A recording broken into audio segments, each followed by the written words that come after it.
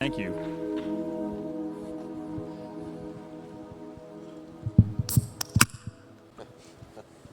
Nice.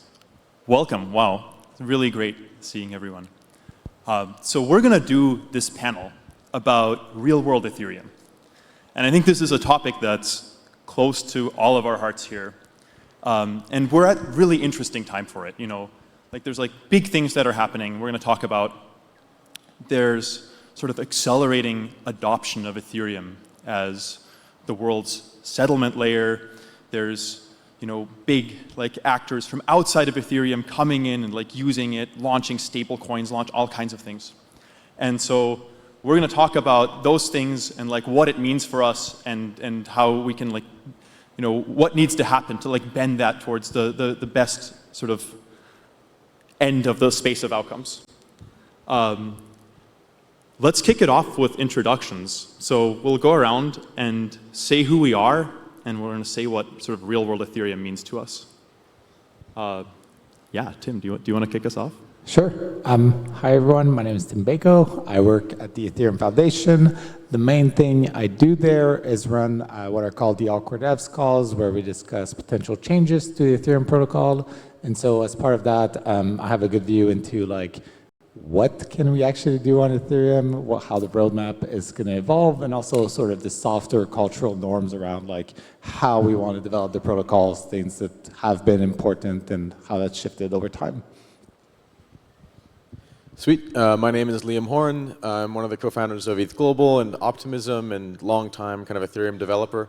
I'm really excited about kind of the topic of Ethereum real world because having now worked on this stuff for nearly a decade, it's become very important to kind of see how it's going to get into the hands of real world people. You know, it's still not the case that I can tell my mom what I work on and she understands it. It's still very esoteric, and I'd love to get to the point in time where everyone in the world can see like viscerally how all the work that we've done here has kind of changed their everyday lives. So that's where I'm coming at it from. And ideally espousing the Ethereum values that we've been working on and not just, you know, a relic of history of all this cool stuff we're doing.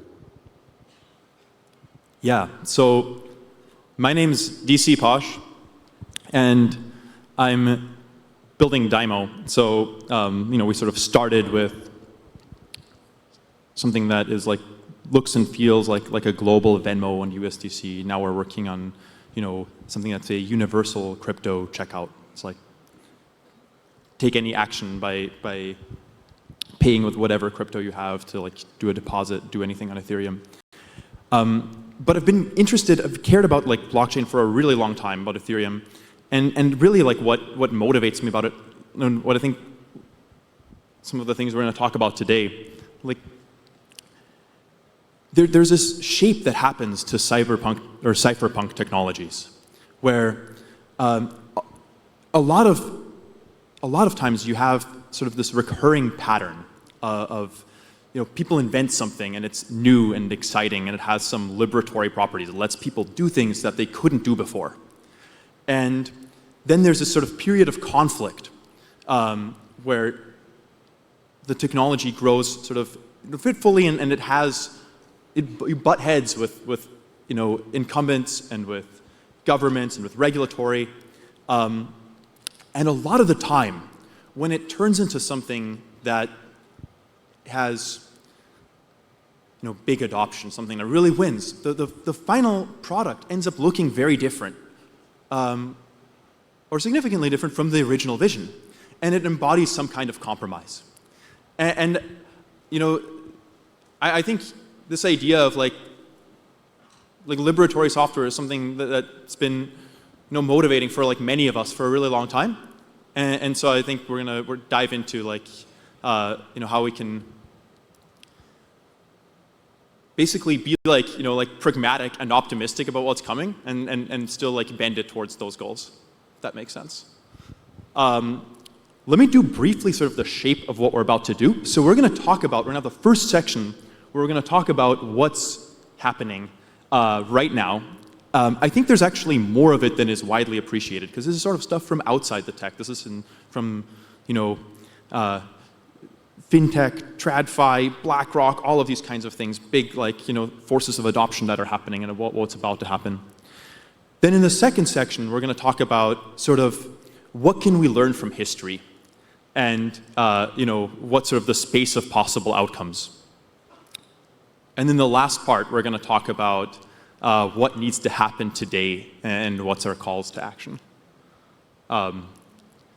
Yeah, let's dive right in.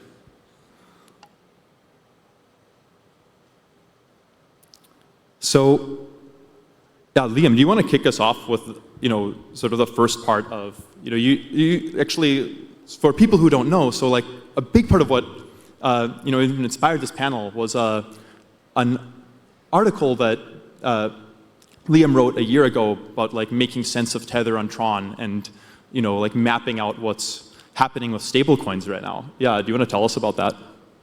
Yeah, and by the way, we have this list of questions in front of us also, so I encourage you guys to like throughout the kind of panel, if you have questions, throw them on, upvote them. I think it would be great to get to the point where like we're really kind of touching on a lot of the subjects you guys are most interested in. But yeah, okay, so I guess a little bit of a recap. Who was here for the talk that I gave yesterday, just so I can have some context of like roughly who knows what. Okay, so I'll share a little bit about what I shared yesterday.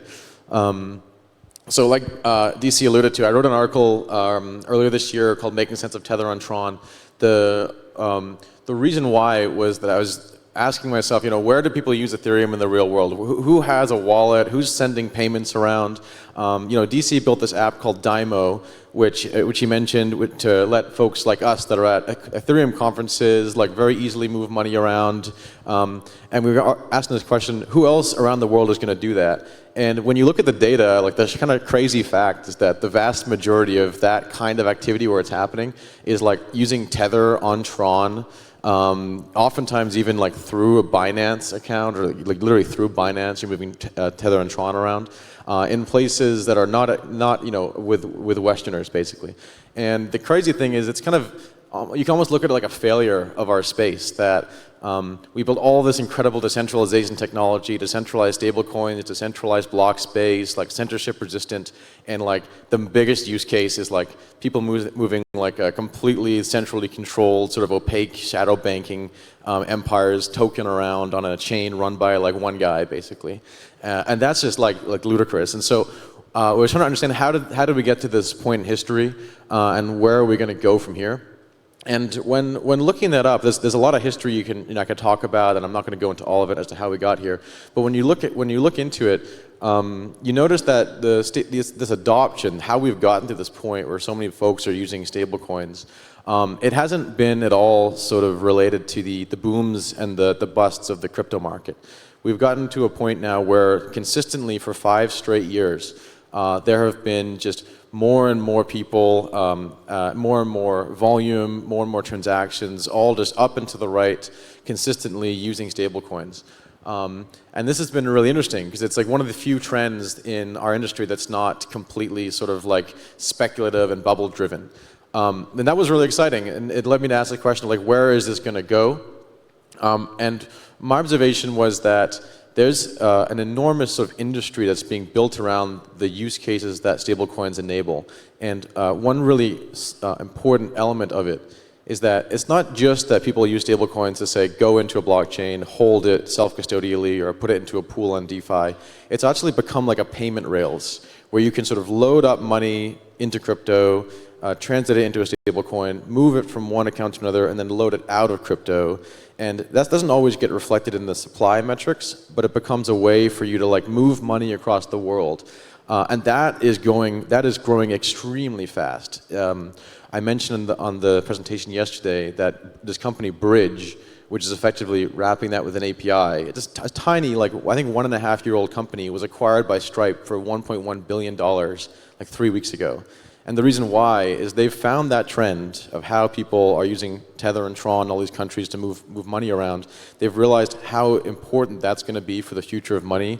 They've API-ified it, and the biggest payments processor on the internet, Stripe, realized this is a threat and something they really need to get on top of, and bought it for like I think like a 500x multiplier. So anyway, I don't want to go on too long of a rant here, but the point is stablecoins seem to be really damn important. And if we're as an industry trying to build for this use case, we should be hyper aware of it and make sure that the technology doesn't get too left behind history to what might be the sort of these centralized players not adhering to the decentralized values. So that's kind of like my stablecoin angle, basically. Nice. Yeah. Yeah, if any of you are curious, Liam's done some really great writing on this topic with all of the charts and the data and the information behind it.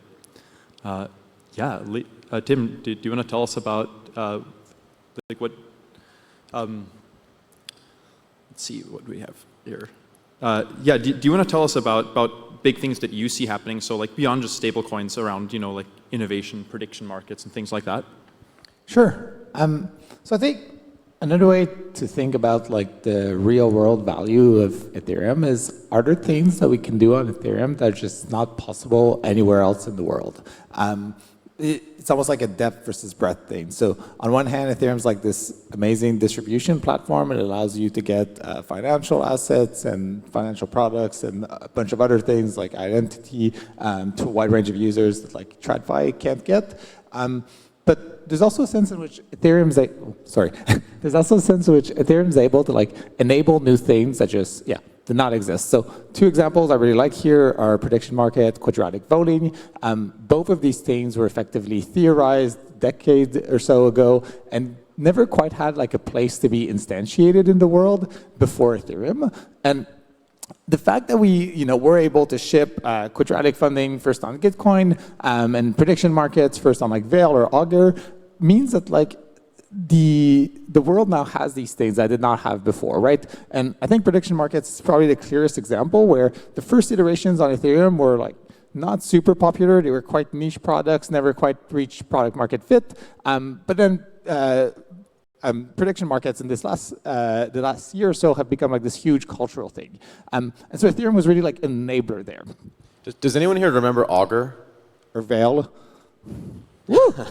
Yeah. And yeah, it's kind of wild that like, without Ethereum, we wouldn't have had Augur, and ostensibly without Augur, I don't know that you could have had something like Polymarket exist. And similarly, I think if you look at something like Gitcoin and the quadratic funding rounds, it's like, on one hand, it's very nice that we get to allocate all this money to public goods and crypto, but I think the broader impact there is we get to see, okay, does like QV actually work in practice, and can we tweak it, can we improve it? So I think that's another huge part of like how you can get real world adoption is, are there just ideas where they're not possible anywhere else than Ethereum? Yeah, nice. Yeah, 100%. I think Polymarket's really woken a lot of people up to this about, okay, there are things where having a permissionless rail, a global rail, is actually a pretty incredible advantage, and it lets you move faster and bigger than anything else. And there's this like question I think is like really worth for everyone to think about like okay, like what is the like next 1, 2, and 3 things that feel like that. One other thing when we're talking about, so this first section is about like what's happening right now, right? What's like, what's happening right now and what's like coming in the immediate future. I think one of those relates to this like spicy first question up here about like, oh, is the next billion people are exit liquidity? It's kind of mean. Could we get the slides actually? There's a chart that I was going to put up here, a funny one. Figure out which way it goes next. Oh yeah. And it relates to this kind of thing that I think is also really worth people like internalizing at least this possibility around, there's this like funny chart that people have been pointing at for a long time that's kind of like the zoomed out log chart of price.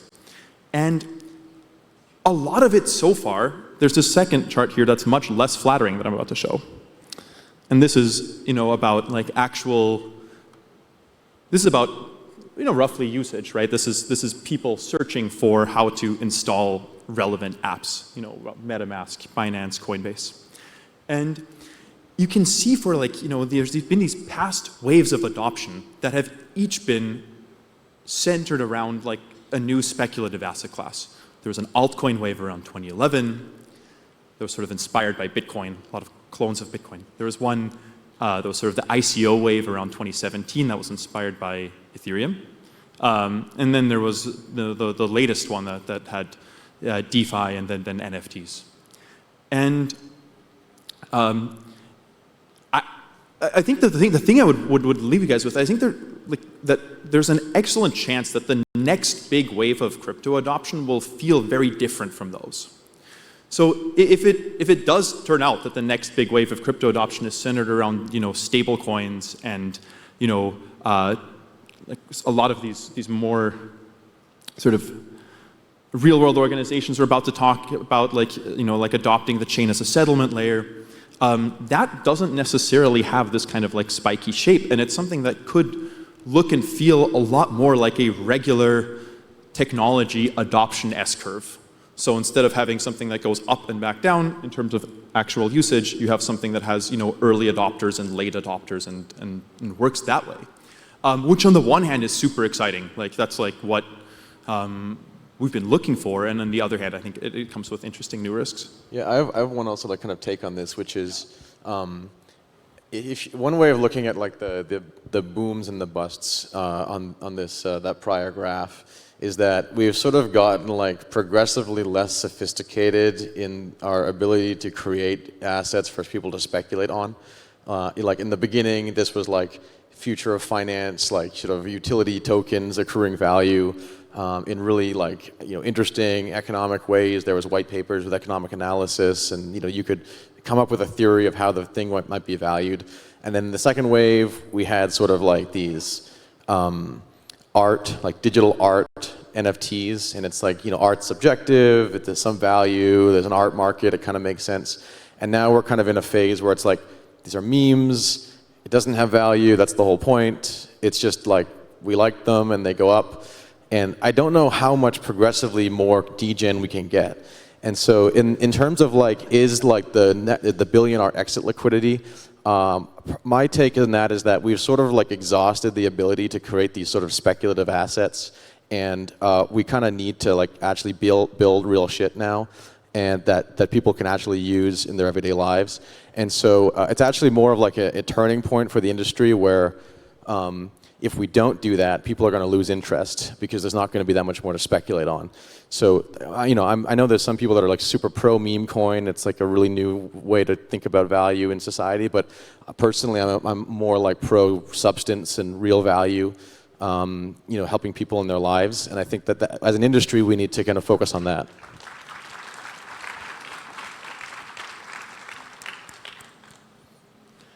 Yeah, totally. One other really fun thing about this sort of chart, which I think is like a loose proxy for like installs, is you see this interesting divergence over on, after the most recent wave, where, after that, for example, after the ICO wave, it's quite sad. You see all of these things go back, they round trip to zero.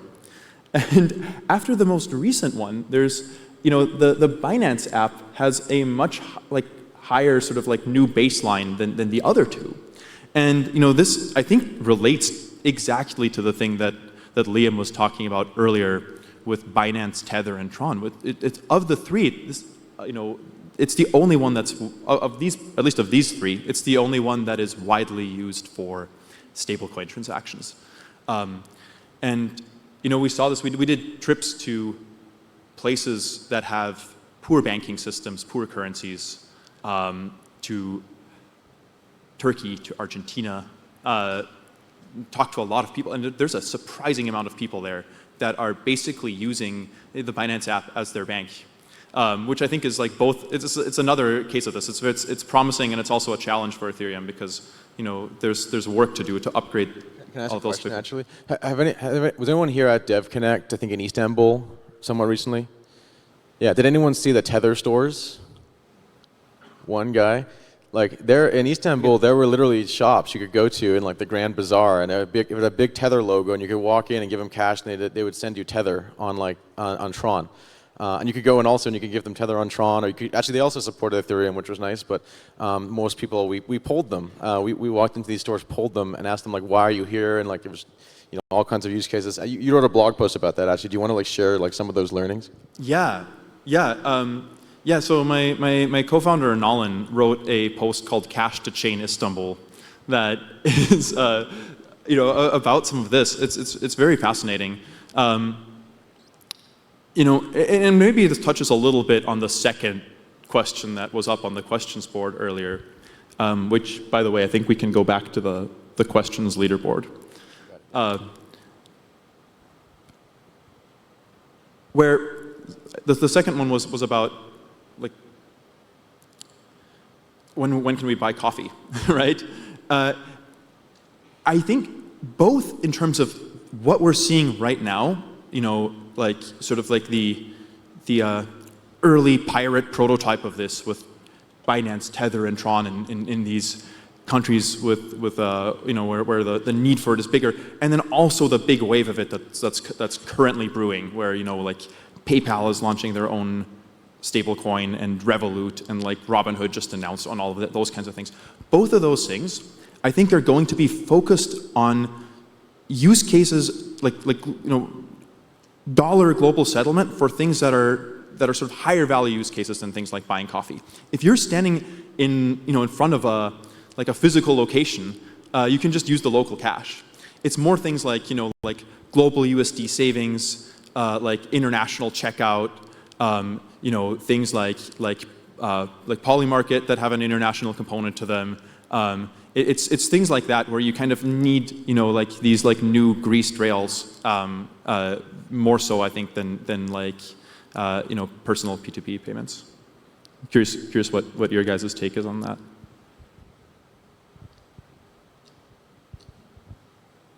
I have a strong opinion. Yeah, so I was actually looking at the question on the top around what like real world functions are there that are not on Ethereum that should be. And one thing I've been thinking about, what you mentioned the Tether versus Tron versus Ethereum thing is, how like should we think about Ethereum being different than those things, right? Like, is there something about Ethereum that's like more useful to people than Tron or Tether or like a Binance chain? And ostensibly, one of the things we care about in the Ethereum community is like longevity, or as in like the chain should stay around for a long period of time.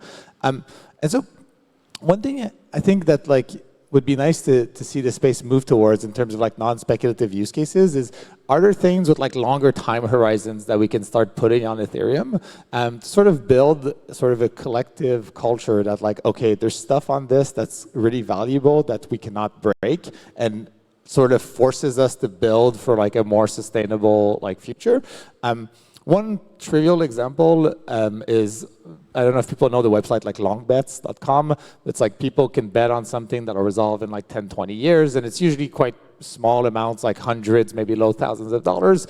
But this is like a perfect use case for a smart contract, right? Like you could say 10 years from now, if X happens, person A gets the money. If Y happens, person B gets the money.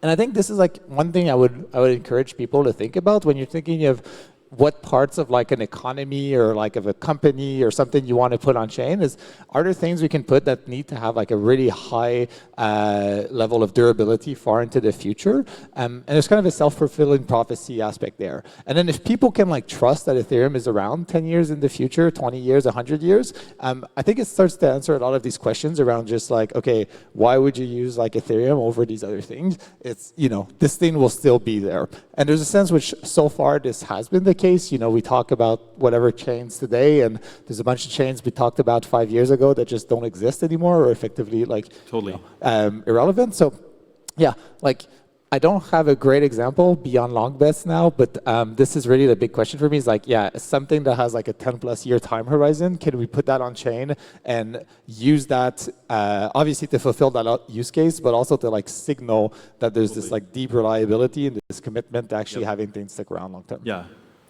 totally. That actually segues nicely. This is like Josh Stark's idea of hardness, and like Ethereum is something that provides like a global settlement layer that has sort of maximum possible hardness.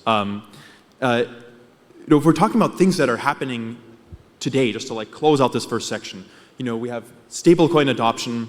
The tech is kind of ready right now. We have like 1 cent, 1 second transactions on rollups. And I think that combined with sort of like the physics of stablecoins, where they're produce yield for the issuer, they give international access, has made them sort of irresistible for like a lot of these like existing organizations where we talked about like PayPal and Revolut and all those.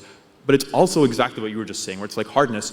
There's probably a reason why there's like an Ethereum ETF, but not like a Tron ETF. Like there's like an element of this thing is going to be around forever. That doesn't always apply to everywhere else.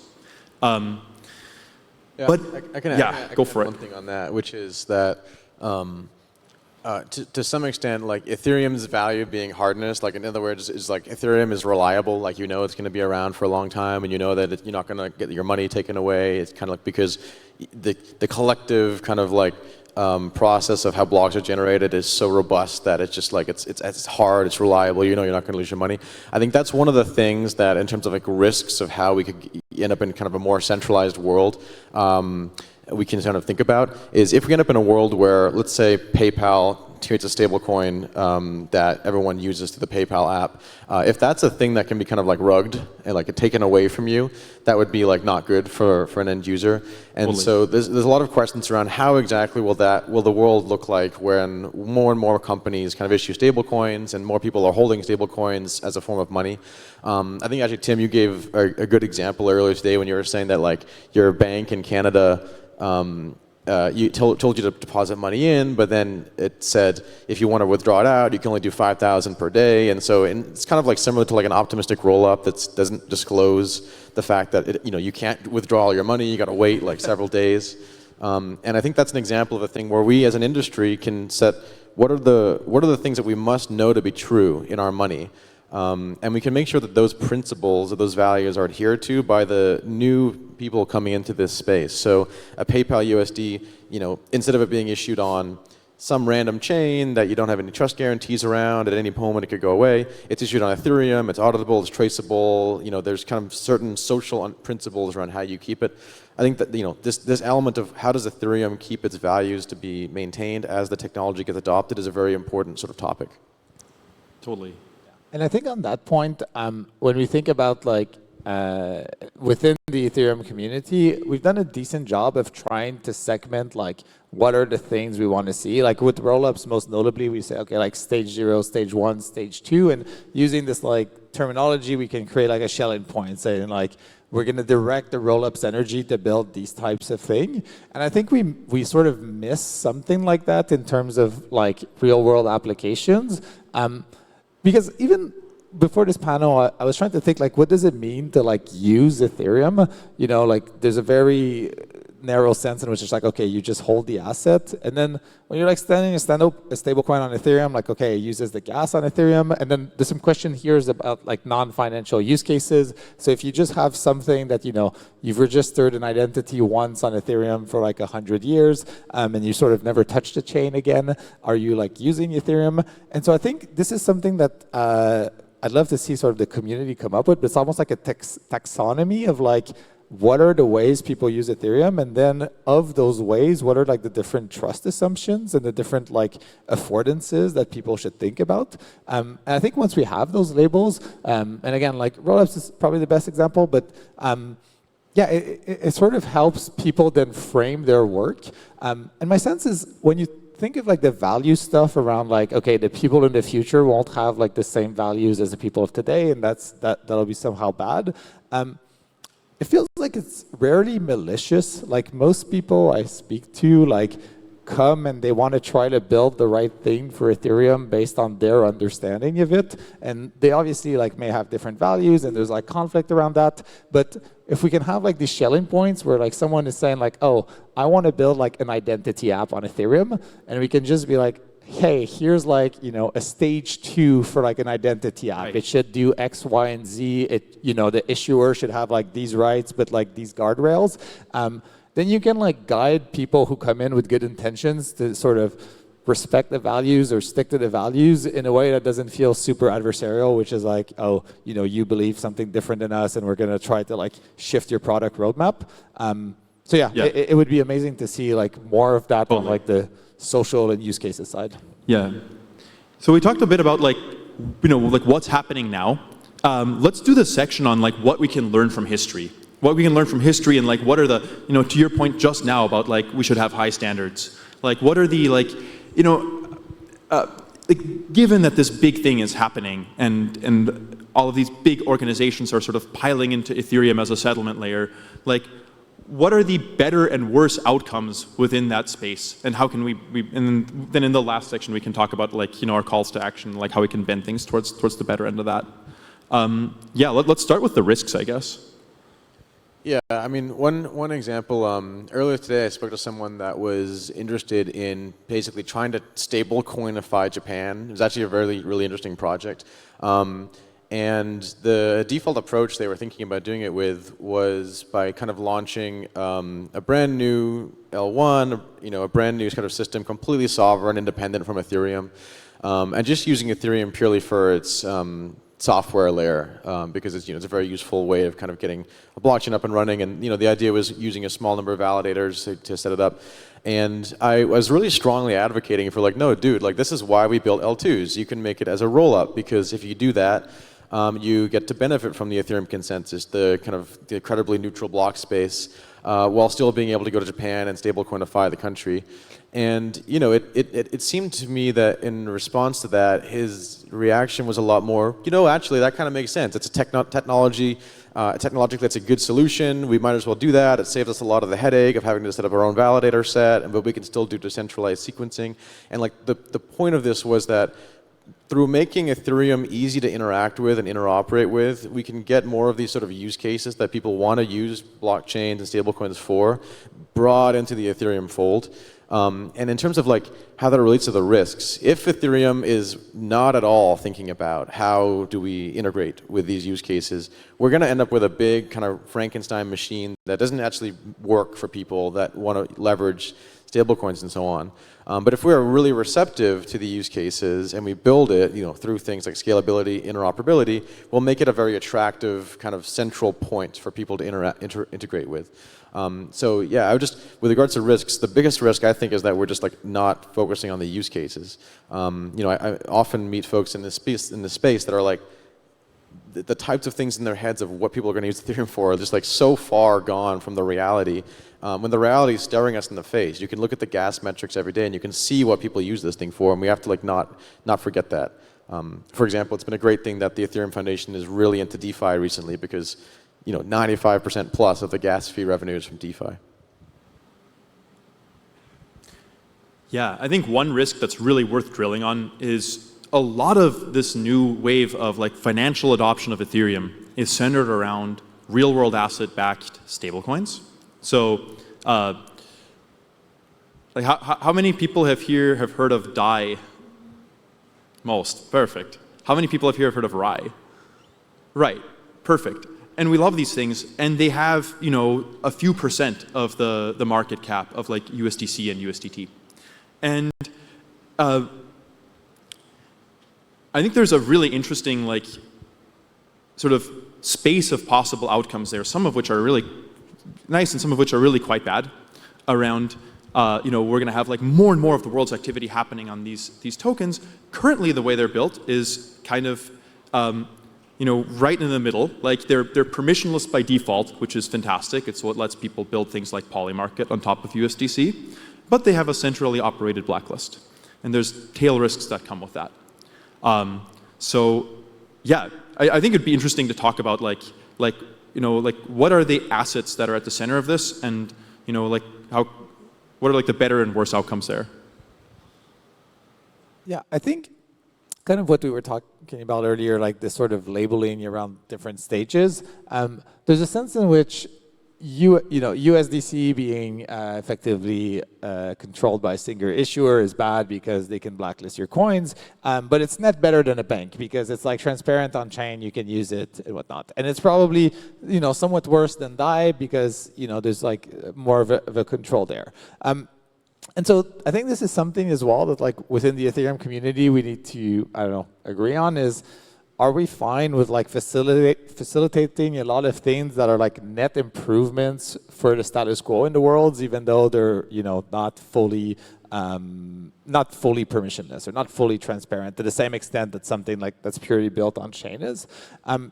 I think you see this over and over. Like, we talk about assets, but I was talking with the founder of Eve, who announced that the sort of physics for their next version is going to be on Ethereum. And we were talking about, how they should go about upgrading the contracts for the game.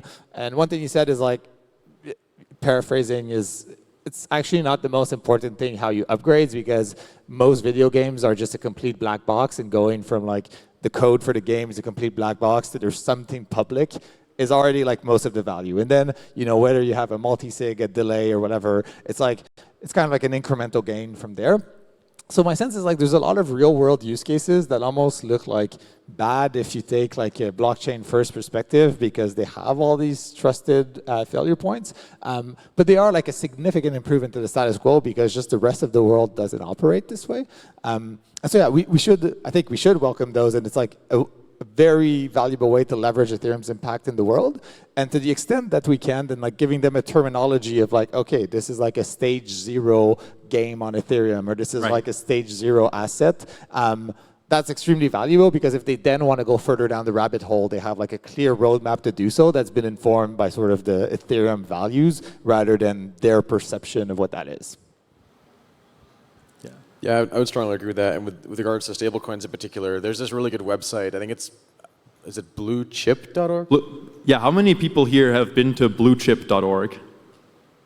Oh, only a handful. Yeah, go to bluechip.org. You know, I think we're going to get to this very soon when we talk about our like call to action, like what needs to happen next section. But I think those kinds of things that are providing like, you know, active sort of drill down transparency are going to be really important. Yeah, it plays into the question of like, how does that technology get adopted, that we were saying earlier? Like, if we as a community can articulate clearly what are the things we need to be true, and in the case of a stablecoin, it's like, you know, that the reserves are fully backed, that it's visible where they are, it's traceable, like we want this thing to not be ruggable, like with regards to a blacklist, you know, we want to understand, you know, to what extent that thing is being abused, or maybe we don't want that at all. Like we have to at least articulate these things, and then it makes sure that within the protocols we espouse and make popular, we kind of make sure those things are used. I think it's very important. You had a really like thought-provoking take, you know, this morning around the idea of like a whitelist as opposed to a blacklist stablecoin. Do you want to talk about that a bit? Yeah, like I think that it seems very likely to me that there are going to be stablecoins that are issued from consumer fintechs. So for example, a PayPal coin that I've said a couple times. In some sense, you can think of Circle kind of like a Coinbase coin, because, you know, Circle owns Coinbase owns a big chunk of Circle. And I think there's going to be a lot of these examples of these coins issued by kind of consumer fintechs. And the thing for them is it's really important that they adhere to regulations, otherwise they're not going to do it. So it might be the case, and this is just, you know, I'm just kind of theorizing, that they actually have more of like a whitelist, where the only way you can access this coin is if you're kind of already an existing customer, if they've KYC'd you and so on. That's like maximally compliant. But obviously that's not very, you know, cypherpunk. But maybe it's actually possible that, you know, these sorts of coins might still exist, but instead of them being blacklistable, they're whitelistable, but you can always exit. And that gives you this interesting property where it's very much more like a regulated financial product that these companies are already familiar with offering, but you're adding this new feature to it, which is the ability to exit into crypto. And to some extent, that's one of the major value props of stablecoins already, just the ability to have it be portable. So this is like, it's a product in the direction of make it regulated, make it familiar, and make it something people already want, but add in a bit of crypto flair so that it's ejectable into the Ethereum kind of block space. So what are the kinds of products we can build like that, I guess? Totally. Yeah, I think that's a perfect segue to, you know, we have like 15 minutes left, so I think it's a perfect segue to our last section. It's going to be about like our calls to action. I mean, I think one thing that sort of like thought experiment really sort of illustrates too is how much the devil is in the details. Like the outcome is not going to be like total cypherpunk victory. It's probably also not going to be like total Tradfi victory and like Ethereum just gets subsumed somehow, right? It's going to be something that, you know, like a lot of interesting things are happening at the margins. And, you know, like I think Ethereum is adding a lot of freedom to the world no matter what, but there are outcomes that result in a lot more of that versus others. Like one really interesting version of what you're talking about, where it's like, you know, on the surface, for example, like a whitelist stablecoin is actually like much worse and more dystopian than like a blacklist stablecoin. But on the flip side, if you had one that has like, okay, you need to KYC to like receive PYUSD or to do something along those lines, but like to send it, you have like this permissionless exit, like even if you get removed from the whitelist. In some ways that is more like permissionless than something like USDC, where if you land on the blacklist, then you can't do anything with it anymore. The balance is just gone. So yeah, let's dive into like the what needs to happen next, call to future or call to action part. Yeah, Tim, like in your view, like what should we be doing? I think we should be more ambitious in stablecoins. So I think stablecoins are great, but you can think of them as effectively like a distribution channel for like fiat, right? Like, and there's a lot of good stuff you can build with that. And there's a way in which stablecoins are like thinking of, okay, how can like we get Ethereum out into the world and sort of push it around to different users? One thing I'd like to see more of is like, are there things we can do to pull the world into Ethereum and sort of make Ethereum sort of more of a dependency in some important way, and that's like providing value that nothing else in the world can. One example I like to think about for this is, SpaceX is the only company in the world that has reusable rockets. This means the rocket launching costs are like much, much cheaper than others, and the entire sort of industry will then reorient around that and be like, okay, like they're able to do this thing that no one else can, and that unlocks a whole new set of industries. And there's a lot of people working on Ethereum, a lot of very smart people. And my sense is there's probably some like SpaceX reusable rockets level of thing we can build that then means that like people will use Ethereum because it's the only thing in the world that provides that. And my sense is to date, what we've seen with things like Polymarket and Gitcoin, quadratic funding is we have these like economic constructs that are maybe a bit too risky for like traditional allocators. Like if you're a government, you're not just going to swap everything over to quadratic voting overnight. And Ethereum's been like an interesting playground or almost like a test net for those people. I think the Polymarket case is almost more some sort of like legal arbitrage where like it was just impossible to do outside of crypto, and that created like a way to do it.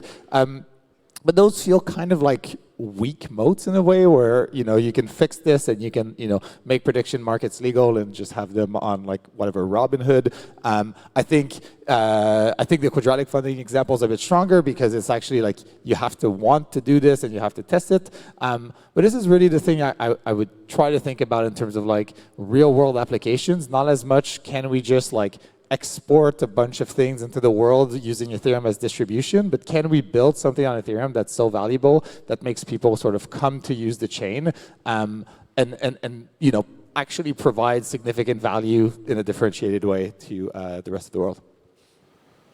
Yeah, that's really, it's really interesting. Like when at the beginning we were talking about what tends to happen to cypherpunk technologies at scale. And if you look at what happened, for example, to PGP versus what happened to BitTorrent versus what happened to Bitcoin, the thing you're talking about, which is like how can like Ethereum be uniquely valuable so that like all of these sort of institutions that are coming in and like, oh, we want to do like global settlement, like basically Ethereum's like the only responsible option, right? There's an interesting element to this. So like PGP, for example, initially, like, there was a big fight with the government about whether encryption was even allowed at all. Then they won that fight. Then there was Signal. There's mostly a much bigger audience, but still like sort of centered on enthusiasts. And now we have like mass adoption of end-to-end encryption via like WhatsApp, via iMessage. There's an asterisk on these things. But one interesting way that this came to be is that Apple and Facebook, some of these big organizations, decided that actually end-to-end encryption is in their interest. Being able to go to a regulator and say, actually, like, we don't have these messages was in their interest. And like that's actually really, to the extent that Ethereum becomes that, it's very powerful. And then, conversely, you look at how many people here have heard of Daniel Ek, actually? Oh, like a handful. So Daniel Ek is the founder, CEO of Spotify. He was previously the CEO of uTorrent, which is one of the big torrent clients. And I think that's sort of an example of like this story going less well. You have a cypherpunk technology, it's liberatory, it's interesting, it's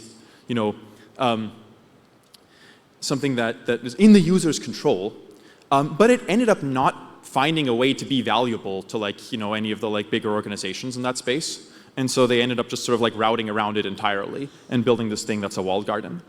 So yeah, I think the thing you're saying about like find more ways for Ethereum to be like uniquely valuable, like to individuals, also to institutions, makes a ton of sense.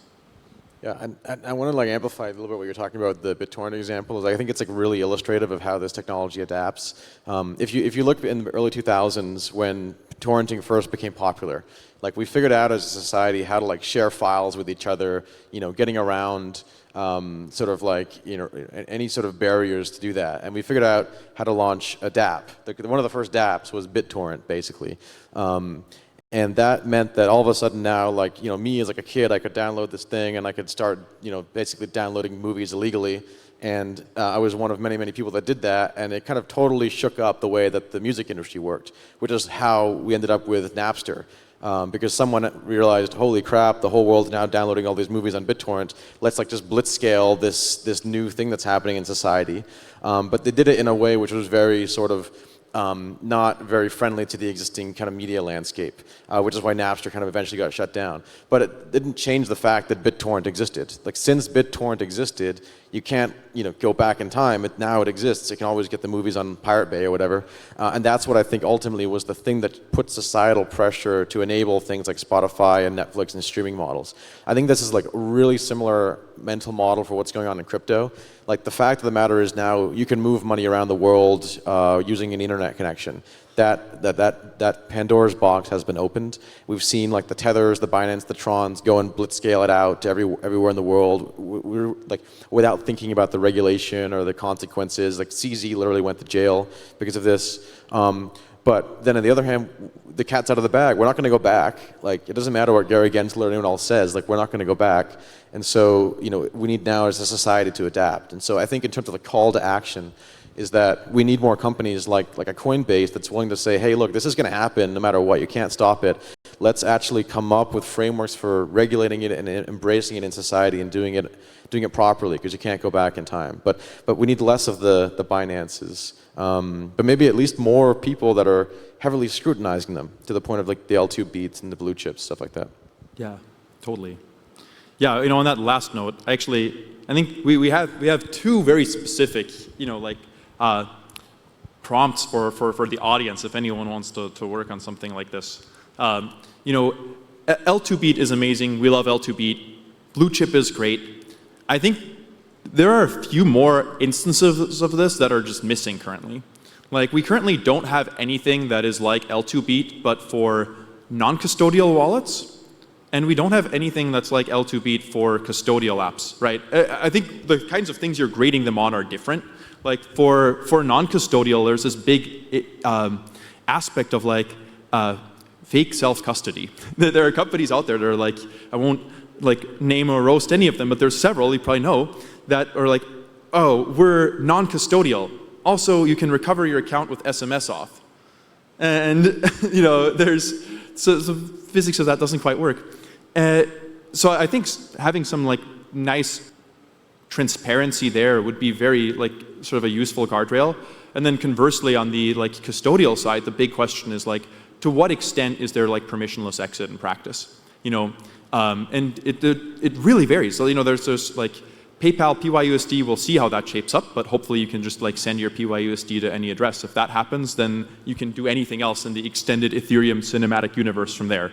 And on the bad side, if you look at, for example, the Venmo crypto tab right now, it will let you buy and it will let you sell. And that's about it. And then it does technically have a transfer button, but it requires like a additional KYC that is so onerous that I'm pretty sure they don't actually intend anyone to use that. I'm not sure why they put it there. But yeah, I think something that is like L2 beat for wallets, both custodial, non-custodial, that would be extremely useful.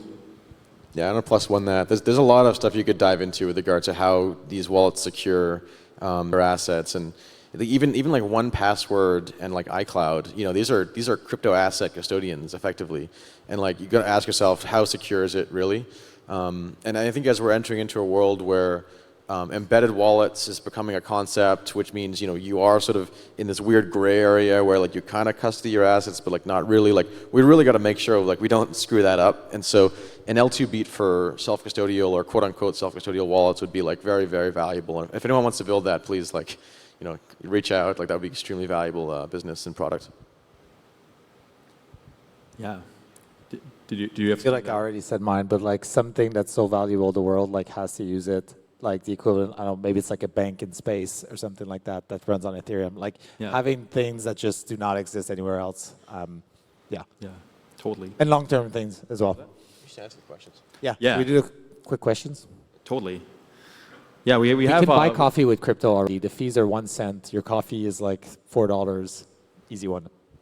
Wait, who here has bought coffee with crypto, like ever? I bought you coffee with crypto, like. Okay, like 10% maybe? Yeah. Okay, we should keep checking on that. Yeah.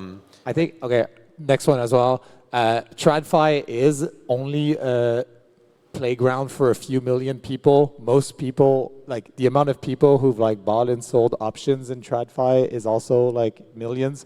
I think that like having the rails of DeFi is extremely valuable because it provides a bunch of financial infrastructure to the average users. Stablecoins, like DAI is probably the most simple version of this. It's like a CDP is like a complicated financial product, but like a stablecoin is very simple. So even if DeFi is just used by like a few million users, if it produces financial services for like hundreds of millions or billions of people, that's quite valuable. And I don't think that's that different in how finance works. I think that makes sense. Like, one moniker I had for DeFi last year was it's kind of like Switzerland in the sky. Like it used to be the case that a lot of like the world's rich that wanted to kind of park their money somewhere, they would go to Switzerland and put it in like a bank that you knew that the guy was never going to like reveal any relationship to the U.S. government or anything like that.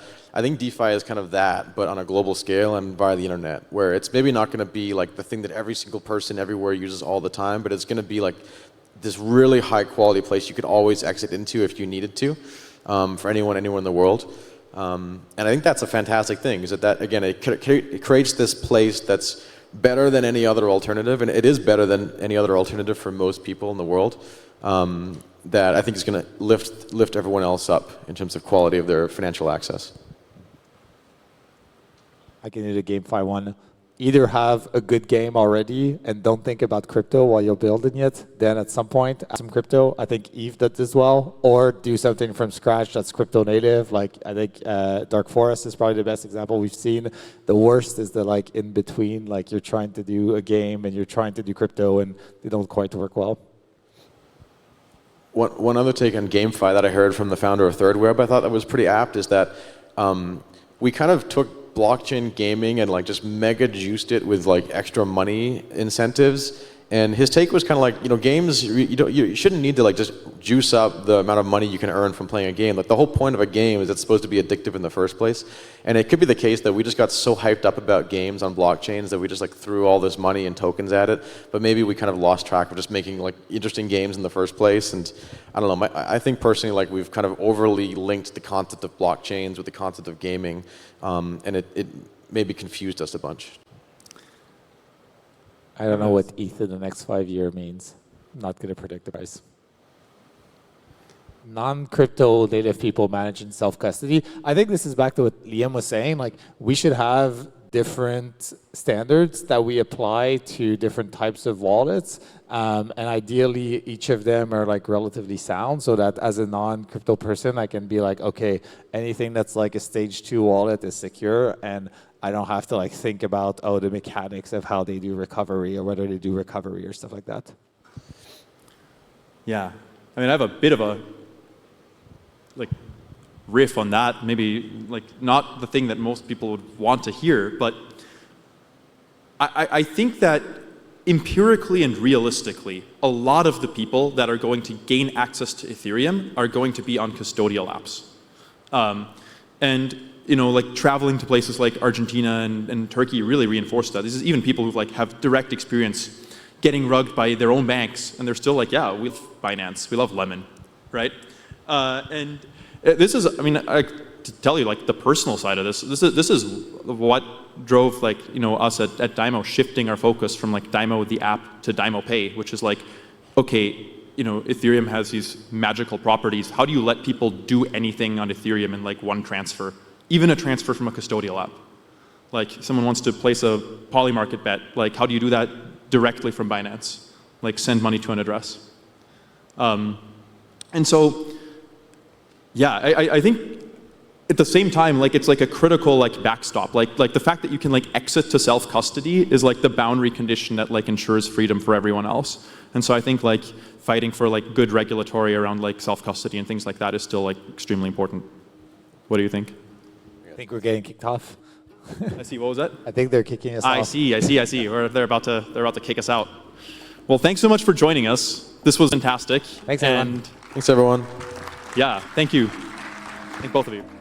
Thank you, DC, Liam, Tim. Awesome.